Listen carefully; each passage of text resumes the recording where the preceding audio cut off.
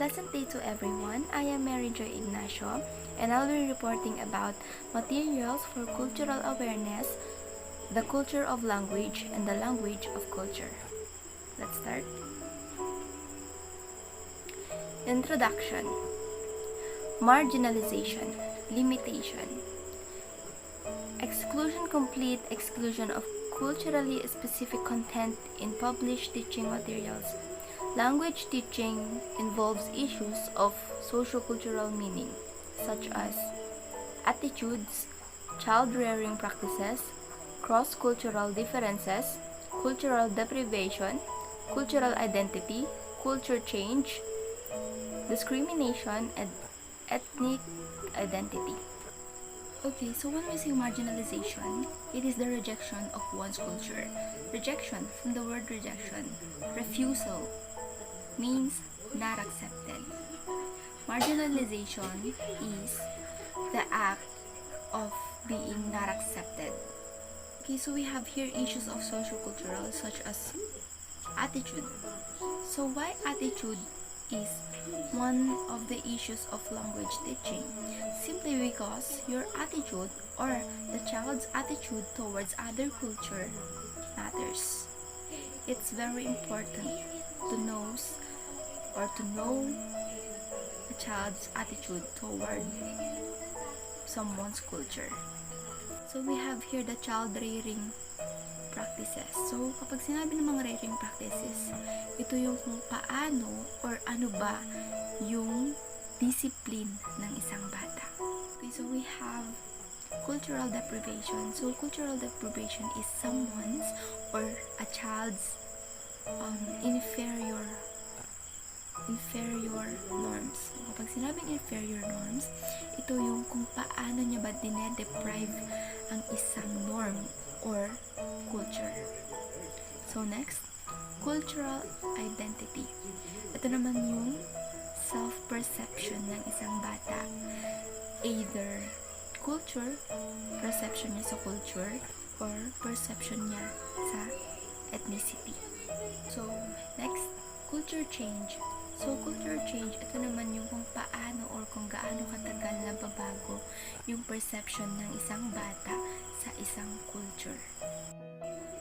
Next is the discrimination, and last is the ethnic identity.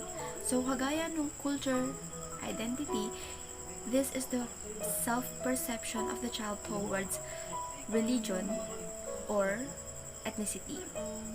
And in ethnic identity, this is also the self-perception of someone or the child's self-perception towards ethnicity. So what do we mean by cultural awareness?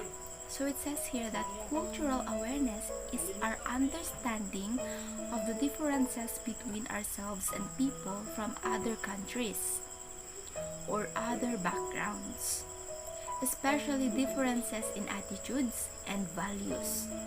Cultural awareness is all about recognizing and understanding that we all have different values shaped by our diverse cultural backgrounds. So, next. So we have here the fifth skill, fluency. Listening plus speaking plus reading plus writing. The ability to perceive and recognize cultural differences. I repeat, the ability to perceive and recognize cultural differences. For example, oh, so that is how you are supposed to give flowers in Russia. So, na-recognize niya na ganun pala magbigay dapat ng flowers sa Russia. So we have here next, the ability to accept cultural differences. Accept cultural differences.